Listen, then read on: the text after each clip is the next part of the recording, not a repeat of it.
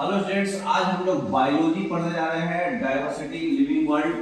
ठीक है, पहला चैप्टर है क्लास 11th का। ठीक है, क्लास 11th का पहला चैप्टर है द लिविंग वर्ल्ड। तो हम लोग देखिए क्लास 11th में टोटल इतना टॉपिक्स है आपका। देखिए द लिविंग वर्ल्ड आज हम लोग खत्म करेंगे और अच्छे से पढ़ेंगे, जानकारी लेंगे। चलिए नेक्स्ट। तो देखिए द लिविंग वर्ल्ड में टॉपिक्स क्या क्या पढ़ना है आपको। सबसे पहले लिविंग ऑर्गेनिजम्स का क्या क्या प्रॉपर्टी होता है, growth, reproduction, metabolism, cellular organisation, consciousness. फिर उसके बाद टैक्सोनॉमी।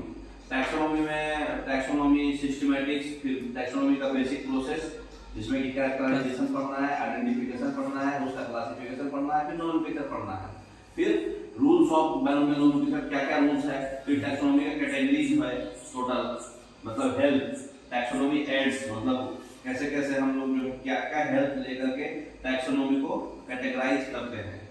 हर्बेरियम, म्यूजियम, की, botanical garden, flora, catalogues, monograph, manual, zoological park. इतना टॉपिक्स आपको पढ़ना है। ठीक है, नेक्स्ट। तो देखिए लिविंग ऑर्गेनिज्म पहले समझिए कि होता क्या है। तो लिविंग ऑर्गेनिजम्स को याद रखने का सिंपल टेक्निक्स है राइजेस, RISES। इसका देखिए डेफिनेशन लिखा होगा। नेक्स्ट राइजेस का मतलब क्या होता है कि एक लिविंग ऑर्गेनिज्म जो होगा सेल्फ रेप्लिकेटिंग होगा। रेप्लिकेटिंग का मतलब क्या होता है, रिस्पांसिबल टू एक्सटर्नल स्टिमुलाई, है ना। इवॉल्विंग होगा, मतलब एक कोड वर्ड है ये, ठीक है ना। रेप्लिकेट, सेल्फ रेप्लिकेटिंग, इवॉल्विंग, है ना, सेल्फ रेगुलेटिंग। उसके बाद interactive system capable of responding to external stimuli. ठीक है, तो ये कोड वर्ड है, याद रखने का टेक्निक्स है, ट्रिक है ये। ठीक है, राइजेस मतलब कोई भी लिविंग ऑर्गेनिज्म है ये 5 चीज करेगा। इवॉल्विंग होगा, सेल्फ रेप्लिकेटिंग होगा, रिस्पोंडिंग टू एक्सटर्नल स्टिमुलाई होगा, कुछ भी अचानक से आप चेंज कीजिएगा तो रिस्पॉन्ड करेगा।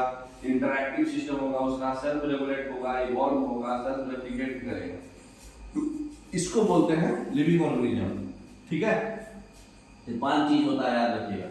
लिविंग ऑर्गेनिज्म का प्रॉपर्टीज क्या है, एक ग्रोथ होता है, फिर रिप्रोडक्शन होगा, फिर मेटाबॉलिज्म होगा, फिर सेलुलर ऑर्गेनाइजेशन होगा, फिर कॉन्शसनेस होगा। ठीक है, अब पढ़ते जाएंगे सबको बारी बारी से। चलिए नेक्स्ट। तो ग्रोथ क्या होता है, इरिवर्सिबल होगा। एक बार ग्रोथ हो गया तो फिर बैक तो नहीं आएगा ना, तो इरिवर्सिबल होता है, मतलब एक बार हो गया तो रिवर्स नहीं हो सकता हो। इसका मतलब क्या हुआ, सेल डिवीजन होते जाना और सेल का नंबर बढ़ते जाना, सेल का मास बढ़ते जाना, है ना। तो ग्रोथ का 2 कैरेक्टरिस्टिक्स है, उसका नंबर भी बढ़ेगा और मास भी बढ़ेगा सेल का। अगर नंबर देखें, यहाँ नंबर बढ़ रहा है, 1 से 2 हो गया, यहाँ मास बढ़ रहा है, धीरे धीरे मोटा होते जा रहा है ना, बेस तो चौड़ा हो गया। तो सेल का जो है ग्रोथ कैसे कैसे होता है, नंबर से और मास से। ठीक है, नेक्स्ट। सेल तो डिस्ट्रॉय भी होते रहते हैं सर। हाँ, तो डिवीजन होगा तभी तो उसका नंबर बढ़ते जाएगा। अब ग्रोथ ड्यूरेशन के हिसाब से 2 टाइप का होता है, अनलिमिटेड ग्रोथ और लिमिटेड ग्रोथ। प्लांट्स में जो होता है अनलिमिटेड ग्रोथ होता है, वो पूरे लाइफ स्पैन तक उसका ग्रोथ होते रहता है प्लांट्स में। एनिमल्स में जो होता है एक सर्टेन एज तक ही ग्रोथ होगा, उसके बाद जो है सेल्स देखते ना, हाइट जो है सर्टेन एज तक बढ़ता है कि नहीं बढ़ता। तो मतलब ग्रोथ जो है, सेल डिवीजन जो होता है लॉस सेल्स को रिप्लेस करता है, फिर ग्रोथ नहीं करता है, ग्रोथ करना बंद हो जाता है। तो एक सर्टेन एज तक ही होता है एनिमल्स में, इस ग्रोथ को बोलते हैं लिमिटेड ग्रोथ। ठीक है, नेक्स्ट। अब सोर्स मतलब वो ग्रोथ हुआ कहां से, सोर्स मतलब उसका उद्गम, मतलब उसका उत्पन्न कहां से हुआ हो। तो उस बेसिस पे इसको 2 भाग में बांटते हैं ग्रोथ को, इंट्रिंसिक ग्रोथ और एक्सट्रिंसिक ग्रोथ। अगर अंदर से ही ग्रोथ हो रहा है, इनसाइड ग्रोथ हो रहा है, तो वो क्या है, इंट्रिंसिक ग्रोथ। और आउटसाइड से ग्रोथ हो रहा है, जैसे माउंटेन्स, बोल्डर्स, सैंड, जितना भी नॉन लिविंग ऑब्जेक्ट है, वो क्या होता है, मटेरियल जमा जैसे कचरा है, कचरा जमा करते करते बहुत कचरा हो गया, है ना। माउंटेन्स धीरे धीरे अपलिफ्ट होते होते बहुत बड़ा माउंटेन्स बन गया। तो ये क्या हो रहा है, आउटसाइड से ग्रोथ हो रहा है। इनसाइड ग्रोथ तो मतलब ये पहले छोटा था, ये बड़ा हो गया, अंदर से ग्रोथ हुआ इसका। ठीक है, टैलेंट कम था, टैलेंट ज्यादा हो गया, माइंड की ग्रोथ कर गया, तो ये इनसाइड ग्रोथ हुआ। उस तरह के ग्रोथ को बोलते हैं इंट्रिंसिक ग्रोथ, और जो बाहर से हो रहा है उसको बोलते हैं एक्सट्रिंसिक ग्रोथ। ठीक है, नेक्स्ट। अच्छा, क्वेश्चन है कि क्या जो ग्रोथ है एक मतलब लिविंग ऑर्गेनिजम्स का प्रॉपर्टी है, डिफाइनिंग प्रॉपर्टी है, मतलब लिविंग ऑर्गेनिजम्स में जो हम लोग डिफाइन किए थे ना अभी, हाँ। राइजेज, हाँ, तो राइजेज में ग्रोथ है नहीं, है ना, उसमें नहीं था ना। ग्रोथ नहीं था। राइजेज बोले तो क्या हुआ, रिस्पॉन्ड टू स्टिमुलाई, आई बोले तो इंटरैक्टिव सिस्टम, एस बोले तो स्टिमुलाई नहीं, सेल्फ, हाँ सेल्फ रेप्लिकेटिंग, ई बोलो तो इवॉल्विंग, और एक और एस बोलो तो सेल्फ रेगुलेटिंग। तो उसमें तो ग्रोथ नहीं था ना, ग्रोथ नहीं था। हाँ, तो राइजेज में ग्रोथ नहीं है, तो ये डिफाइन मतलब उसकी परिभाषा जो है, उसका डिफिनीशन है, उसमें ये नहीं आता है ना, ये डिफाइनिंग प्रॉपर्टी नहीं है। इंट्रिंसिक ग्रोथ जो है डिफाइनिंग प्रॉपर्टी होगा, इंट्रिंसिक ग्रोथ होगा, क्योंकि वो सेल्फ रेप्लिकेटिंग, सेल्फ रेप्लिकेशन जो RIACS था ना, सब तो इंट्रिंसिक ग्रोथ ही है, तो वो डिफाइनिंग प्रॉपर्टी में आएगा, ठीक है ना। नेक्स्ट देखिए वो बच्चा कैसे पहले क्या किया, पहले दूसरी बार क्या किया, है ना, सेल्फ रेप्लिकेटिंग हो रहा। नेक्स्ट अब देखिए ग्रोथ हमारा कंप्लीट हो गया, इतना बेसिक जानकारी बहुत है ना। अब आ जाइए रिप्रोडक्शन। रिप्रोडक्शन क्या होता है, मतलब कोई भी प्रोजेनी मतलब चूजा, बच्चा, having features similar to those of parents, ठीक है।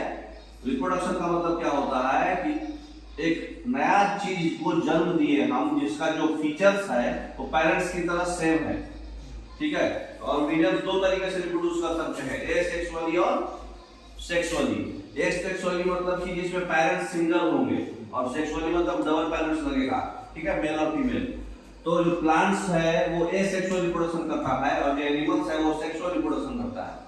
तो ये सब चीज आपको डीप में पढ़िएगा आगे, बेसिक जानकारी बस इतना ही है कि भाई हम एक अपने पेरेंट्स से सिमिलर दूसरा ला रहे हैं। अच्छा, यूनिसेलुलर ऑर्गेनिज्म है जिसका सेल सिर्फ एक ही है, उसमें ग्रोथ और रिप्रोडक्शन जो होगा सेम होगा, क्योंकि वो सिर्फ और सिर्फ सेल डिवीजन से ही रिप्रोड्यूस कर पाएंगे, और सेल डिवीजन से ही ग्रोथ होगा। अच्छा, सेल डिवीजन होगा तो ग्रोथ होगा, रिप्रोडक्शन होगा, है ना, तो ग्रोथ और रिप्रोडक्शन बराबर होगा उसमें। अच्छा, यूनिसेलुलर ऑर्गेनिजम्स में। नेक्स्ट अब यहाँ पर जो है बहुत सारे ऑर्गेनिज्म जो है रिप्रोड्यूस नहीं करते हैं, ठीक है, तो इनका मतलब लिविंग ऑर्गेनिजम्स का रिप्रोडक्शन भी डिफाइनिंग प्रॉपर्टी में नहीं आता है। ऑलरेडी आप राइजेज में नहीं आया ना रिप्रोडक्शन, हाँ, डिफाइनिंग प्रॉपर्टी लिविंग ऑर्गेनिजम्स में डिफाइनिंग प्रॉपर्टी में RIACS है बस। तो मतलब respond to stimuli, interactive system, है ना, self replicating, self regulating, evolving. Evolving जो है मतलब बहुत सारे ऑर्गेनिजम्स रिप्रोड्यूस नहीं करते हैं, जैसे खच्चर रिप्रोड्यूस नहीं करता है, फिर ये हनी भी रिप्रोड्यूस नहीं करता है, इनफर्टाइल वुमेन जो कपल्स है, जो मतलब जिनका संतान नहीं हो पाता है, तो वो सब लोग रिप्रोड्यूस नहीं कर पाते हैं, इसलिए रिप्रोडक्शन को हम डिफाइनिंग प्रॉपर्टी में नहीं रखते हैं, क्योंकि रिप्रोडक्शन तो सेल्फ इवॉल्विंग में आ रहा, लेकिन इवॉल्विंग सबके लिए होना ना, सबके लिए नहीं है ना, ठीक है ना, तो ये नहीं आएगा। नेक्स्ट अब रिप्रोडक्शन के बाद क्या है, मेटाबॉलिज्म। मेटाबॉलिज्म में दो चीज होता है, एक होता है कैटाबॉलिज्म और एक होता है एनाबॉलिज्म। अगर बड़ा बड़ा मॉलिक्यूल्स टूट के छोटा मॉलिक्यूल्स में बनता है और एनर्जी रिलीज होता है, इसको बोलते हैं कैटाबॉलिज्म। कोई चीज टूट रहा है, कैटाबॉलिज्म, कैटा बोले तो काटा, एनाबॉलिज्म मतलब जुट रहा है, छोटा छोटा मॉलिक्यूल्स एनर्जी ले करके लार्ज मॉलिक्यूल्स बना रहा है, यहाँ पे एनर्जी रिलीज हो रहा था। कैटाबॉलिज्म में क्या हो रहा है, बड़ा मॉलिक्यूल छोटा मॉलिक्यूल्स में टूट गया और एनर्जी रिलीज हुआ, और स्मॉल मॉलिक्यूल्स बड़े मॉलिक्यूल्स पे बन गया एनर्जी ले करके, एनर्जी गेन करके।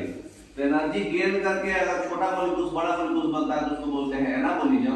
एनर्जी रिलीज होता है अगर लार्ज मॉलिक्यूल्स से स्मॉल मॉलिक्यूल्स में टूटता है, टूटेगा तो कैटाबॉलिज्म, जुटेगा तो एनाबॉलिज्म। तो ये जुटना होता है, ये टूटना होता है, तो दोनों को मिला के बोलते हैं मेटाबॉलिज्म, ठीक है। तो कोई भी लिविंग सिस्टम में जो बायोकेमिकल रिएक्शन हो रहा है, कैटाबॉलिज्म और एनाबॉलिज्म, ये दोनों का कॉम्बिनेशन को क्या बोलते हैं, मेटाबॉलिज्म। अच्छा, ठीक है ना, राइट। नेक्स्ट तो इसमें क्या हो रहा है, एग्जांपल के लिए आपको समझाया हुआ है, देखिए कार्बन डाइऑक्साइड और वाटर लेके सन का एनर्जी आप लिए, सन का एनर्जी लेके आप क्लोरोफिल के हेल्प से ग्लूकोज बनता है, शुगर बनता है, वाटर बनता है, ऑक्सीजन बनता है, और एनर्जी रिलीज होता है। ये क्या है, ये एनाबॉलिज्म है, क्योंकि आप बना रहे हैं, जुट रहा है ये, जुट रहा है ना, एनर्जी को ले रहे हैं आप, और जो आप ग्लूकोज से ऑक्सीजन निकल जाता है, ये रेस्पिरेशन होता है, उसमें क्या होता है, कैटाबॉलिज्म होता है, उसमें ऑक्सीजन रिलीज होता है, एनर्जी रिलीज होता है। तो जिस चीज में एनर्जी रिलीज होगा, आप खाना खा रहे हैं, खाना खा के आप अपना खाना को यूज करके एनर्जी निकाल रहे हैं, ठीक है, ये खाना बन रहा है, फोटोसिंथेसिस है ये। तो फोटोसिंथेसिस क्या है, एनाबॉलिज्म। रेस्पिरेशन क्या है, कैटाबॉलिज्म, क्योंकि उसमें एनर्जी रिलीज हो रहा है। Next, cellular organisation. Cellular organisation में क्या होता है, ऑर्गेनिज्म जो है एक या एक से ज्यादा सेल से बना होता है ना। तो ये आपका जो है डिफाइनिंग प्रॉपर्टी होगा। क्यों, क्या होगा, इंटरैक्टिव सिस्टम। इंटरैक्टिव सिस्टम में आएगा ना ये। तो ये लिविंग ऑर्गेनिजम्स के डिफाइनिंग प्रॉपर्टी में आता है सेलुलर ऑर्गेनाइजेशन। हर एक मतलब सेल्स, हर एक चीज में, प्लांट सेल हो चाहे एनिमल सेल हो, सेल मेम्ब्रेन होता है, न्यूक्लियस होता है, साइटोप्लाज्म होता है, न्यूक्लियस। इसमें खाली प्लांट सेल में एक्स्ट्रा क्या होता है, सेल वॉल और एक वैक्यूल होता है। वैक्यूल भी प्लांट सेल में होता है, एनिमल सेल्स में बहुत छोटा होता है। तो प्लांट सेल और एनिमल सेल्स में मतलब हर एक ऑर्गेनिज्म क्या क्या है, या तो एक सेल से बना हो या एक से ज्यादा सेल से बना हो।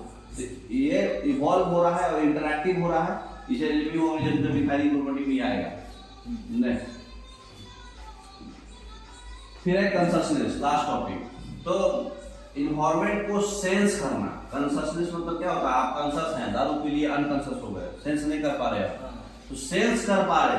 तो इन्वायरमेंट को जब सेंस कर पा रहे हैं, रिस्पॉन्ड कर पा रहे हैं, जैसे लाइट है तो आपका आंख मतलब डीप लाइट में चौंधिया जा रहा है, मतलब दिख नहीं रहा क्लियर, ज्यादा ब्राइटनेस हुआ तो भी दिक्कत हो रहा है, वाटर के साथ रेनफॉल में दिक्कत हो रहा है, टेम्परेचर में दिक्कत हो रहा है, टच में, केमिकल्स में, पॉल्यूटेंट्स में, इसके अकॉर्डिंगली आप अपने रिस्पॉन्स, आपका स्टिमुलाई जो है रिस्पॉन्ड अलग अलग कर रहा है। तो ये जो रिस्पॉन्स करता है इसी को बोलते हैं कंसशनेस, ठीक है ना, जो सेंस करता है एनवायरनमेंट को। जैसे इसमें देखिए, फोटो देख करके खुश हो गया है ना। अब इसको आप कोई छुई प्लांट बोलते हैं, इसको टच मी नॉट प्लांट, इसको छूने से मुरझा गया ये, है ना। यहाँ देखिए, इसको लाइट हो रहा, लाइट मिल रहा था ऊपर से, ऊपर की ओर बढ़ गया, इसको राइट साइड से लाइट करते, राइट साइड से ही बढ़ गया ज्यादा, है ना। ये जो कीड़ा मकोड़ा है, ये जहां पर उसको ज्यादा खाने को मिल रहा था हरा वाला पार्ट में, उधर ज्यादा है। तो मतलब जैसा इन्वायरमेंट वैसा वो रिस्पॉन्ड किया। तो जो रिस्पॉन्स हो रहा है, सेंस हो रहा है, उसी को बोलते हैं कॉन्शसनेस, ठीक है ना। नेक्स्ट, तो उसी में एक चीज होता है फोटो क्रिएट, ठीक है, वो प्लांट्स और एनिमल्स दोनों में होता है। मतलब सीजनल ब्रीडिंग होता है, मतलब कोई कोई जानवर है चाहे एनिमल्स है, उसमें रिप्रोडक्शन का अफेक्ट हो जाएगा हर एक सीजन में अलग। मतलब जैसे कुत्ते लोग जो है बारिश के सीजन में ज्यादा एक्टिव रहते हैं रिप्रोडक्शन में, तो उस तरह का मतलब सीजनल ब्रीडर्स जो होता है उसको बोलते हैं फोटो क्रिएट, मतलब जिस समय रिप्रोडक्शन एक्टिव मोड में हो। तो जितने भी ऑर्गेनिजम्स हैं वो अवेयर होते हैं अपने सराउंडिंग से, इसलिए वो डिफाइनिंग प्रॉपर्टी होगा, ठीक है। सराउंडिंग से इंटरेक्शन हो रहा है ना, ये डिफाइनिंग प्रॉपर्टी आएगा कॉन्शसनेस। कॉन्शसनेस में कौन कौन आया, रिप्रोडक्शन भी नहीं होगा, ग्रोथ भी नहीं होगा, मेटाबॉलिज्म, सेलुलर, ये सेलुलर ऑर्गेनाइजेशन होगा, कॉन्शसनेस भी होगा, ये दोनों होगा, है ना। तो ये डिफाइनिंग प्रॉपर्टी होगा। ह्यूमन और ऐसा ओनली ऑर्गेनिजम्स है जो सेल्फ कॉन्शसनेस होता है, जो खुद का अवेयर करता है, बाकी चीज दूसरे के अकॉर्डिंगली होगा, ठीक है। तो पांचों टॉपिक समझ में आ गया। तो ये लिविंग ऑर्गेनिजम्स का बेसिक समझ में आ गया। अब हम पढ़ेंगे diversity, diversity in the living world, ठीक है। टाइमिंग नोटिस करिए।